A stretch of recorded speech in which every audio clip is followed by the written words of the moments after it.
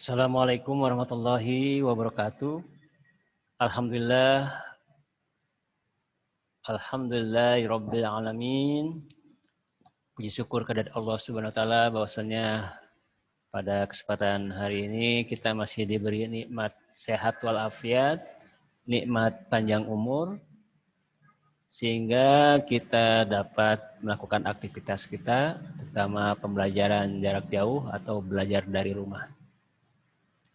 Salawat serta salam semoga tercurah kepada junjungan kita Nabi besar Muhammad Sallallahu Alaihi Wasallam, kepada segenap keluarganya, kepada para sahabat,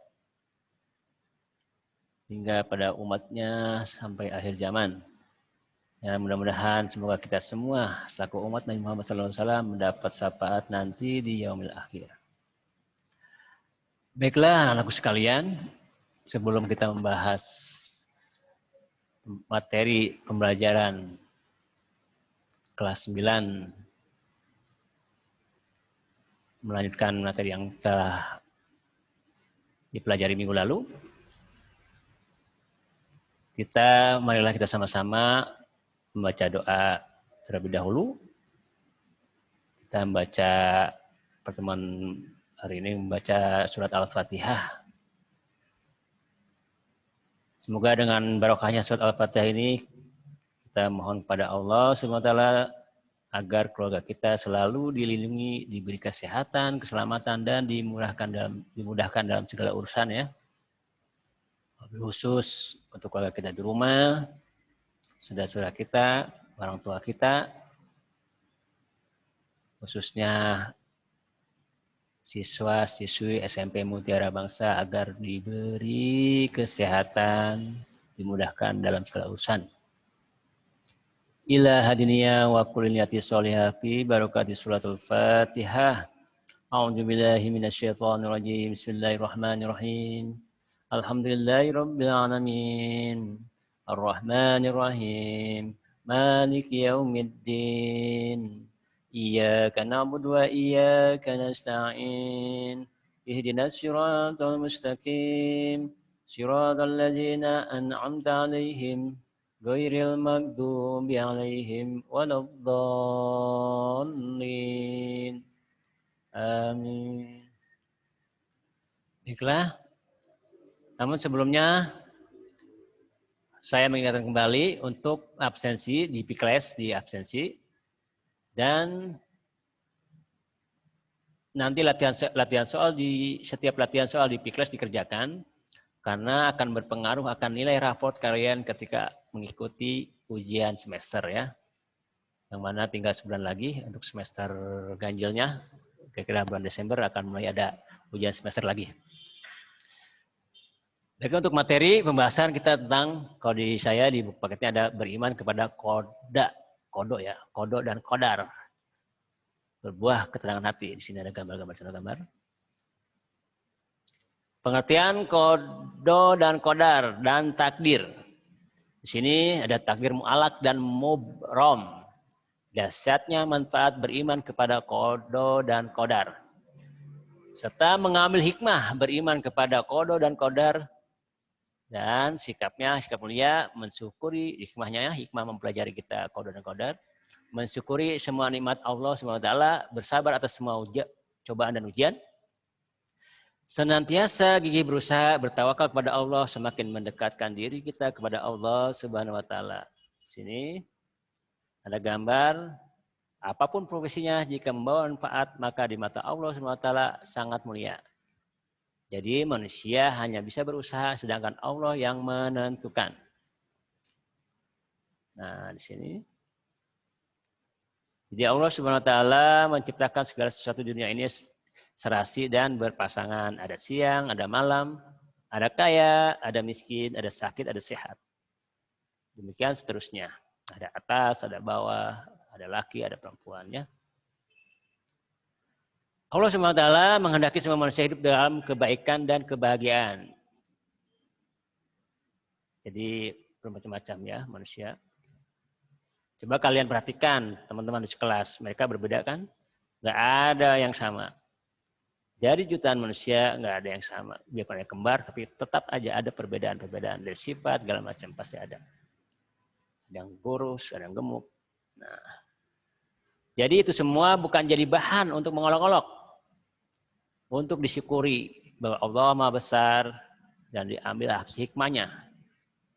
Jadi setiap manusia ada kelebihan dan ada kelemahan. Jadi kelebihan manusia jangan untuk disombongkan dan dipamerkan kepada orang lain, tetapi digunakan untuk membantu meringankan beban orang lain yang kekurangan. Sedangkan yang mempunyai kelemahan atau kekurangan atau keterbatasan, jangan sampai membuat rendah diri di hadapan manusia, karena di balik kelemahan pasti ada keistimewaan. Sungguh Allah telah menciptakan manusia dalam bentuk terbaik dari semua makhluknya. Di sini ada tentang dialog yang menanyakan tentang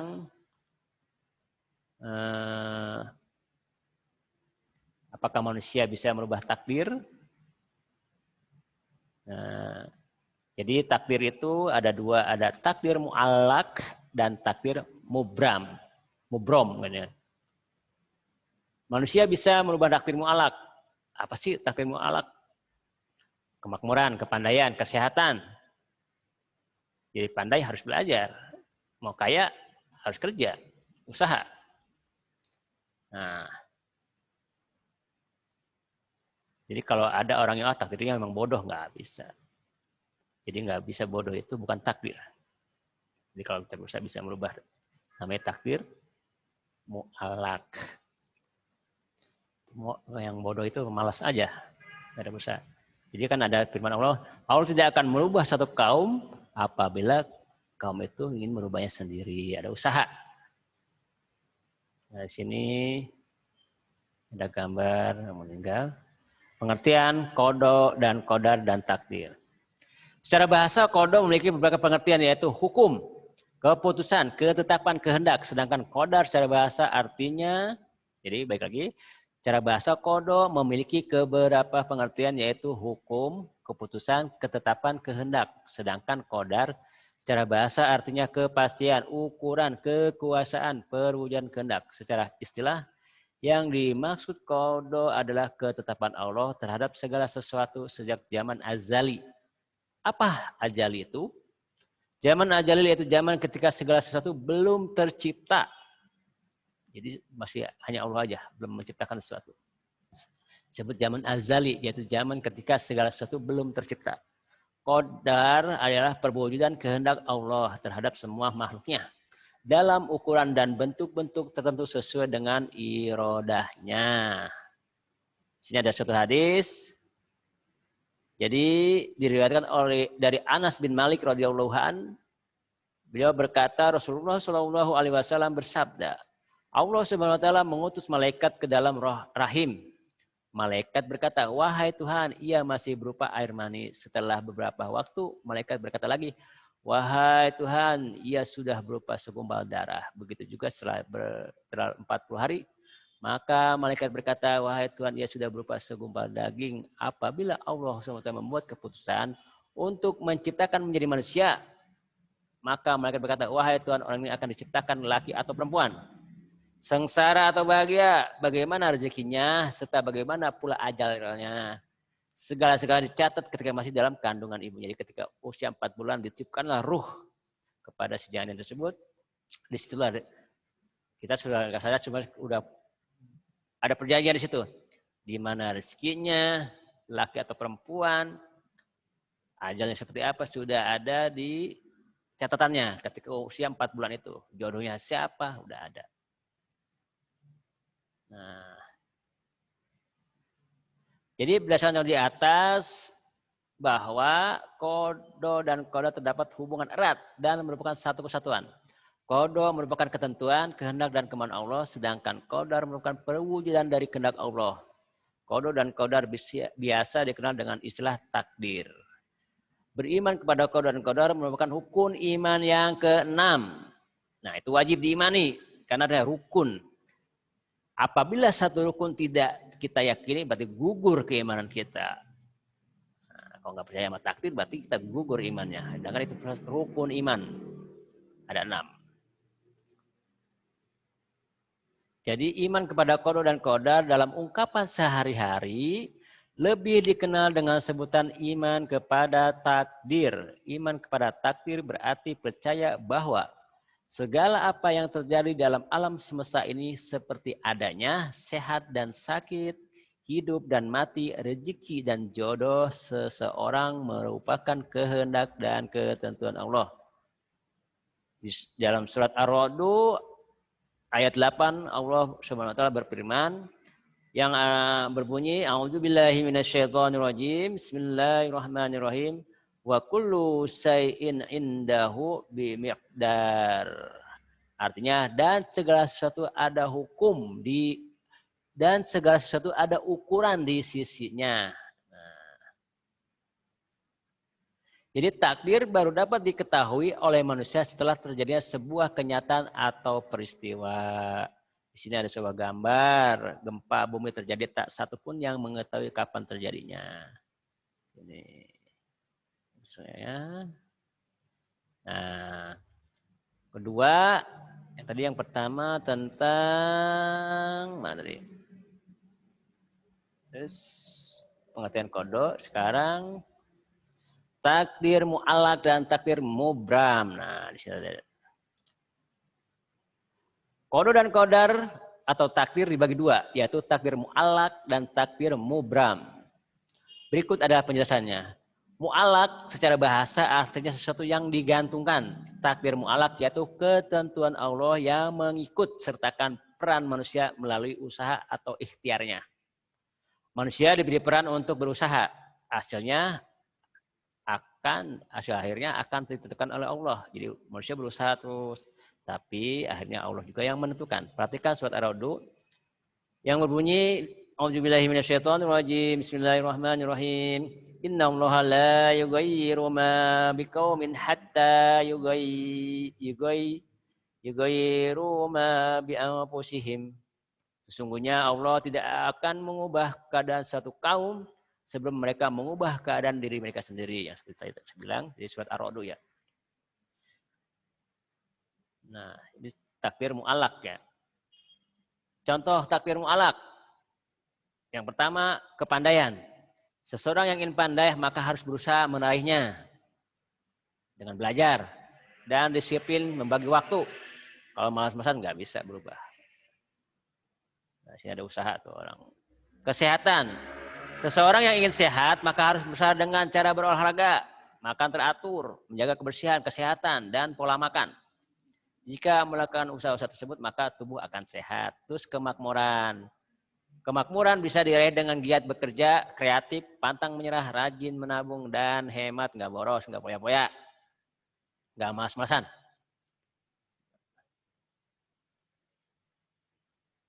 Nah, terus ada lagi yang kedua, takdir mubrom. Mubrom secara bahasa artinya yang tidak dapat dielakkan atau sudah pasti. Jadi takdir mubrom adalah ketentuan mutlak Allah Subhanahu wa taala yang pasti berlaku dan manusia tidak diberi peran untuk mewujudkannya. Contohnya jenis kelamin, ajal, usianya panjang atau pendek. Terus ini, terus api sifatnya panas, bumi berbentuk bulat, gaya gravitasi, kejadian kiamat dan sebagainya. Nah, di sini ada contoh.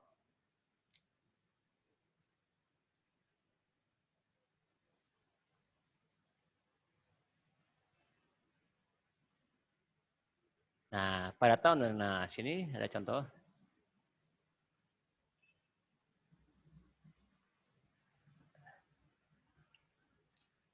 Jadi tentang ajal kita nggak tahu. Di sini firman Allah.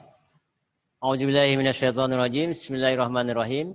Walikulli ummatin ajal. Fa ijaza ajaluhum la yastakhiruna sa'atan wa la yastaqdimun. Dan setiap umat mempunyai ajal atau batas waktu. Apabila ajalnya tiba, mereka tidak dapat meminta penundaan atau percepatan sesaat. Jadi nggak bisa maju, nggak bisa mundur dalam kalau sudah waktunya. Nah, di sini kalau kita sudah yakin percaya dengan tenang jiwanya, sabar, serta syukur, sifat optimis, dari sikap sombong. Nah, di sini ini refleksi. Jadi intinya kita harus meyakini qada dan qadar aturan Allah SWT sejak zaman azali atau zaman sebelum terjadinya kehidupan. Nah, iman pada takdir Allah berarti meyakini apa yang terjadi semestinya. Sudah sehat, sakit, sudah waktunya sakit, sudah meninggal, seperti itu. Tapi ada ketentuan yang bisa dirubah seperti nasib gitu kan. Merubah nasib istilah kata seperti zaman sekarang itu. Apabila kita ingin pandai, ingin cerdas, harus belajar. Ingin kaya, ya harus menabung. Jangan boros, kita berusaha bekerja. Tentunya dengan cara ikhlas, kita harus ikhtiar dulu mencoba. Kita serahkan semuanya apabila kita sudah berusaha atau berikhtiar, kita serahkan semuanya kepada Allah SWT. Mungkin itu saja hikmahnya untuk pembelajaran materi hari ini. Jadi hikmahnya kita dalam belajar seperti sekarang, kita sudah berusaha menjaga kesehatan segala macam. Apabila bisa belajar ya, jadi usaha belajar dulu, nilai nantinya akan berpengaruh pada usaha kalian belajar di rumahnya. Mungkin itu saja untuk pertemuan kali ini, kurang lebihnya mohon maaf. Jangan lupa jaga kesehatan, belajar di rumah, dan sholat 5 waktunya. Kurang lebihnya mohon maaf. Wassalamualaikum warahmatullahi wabarakatuh.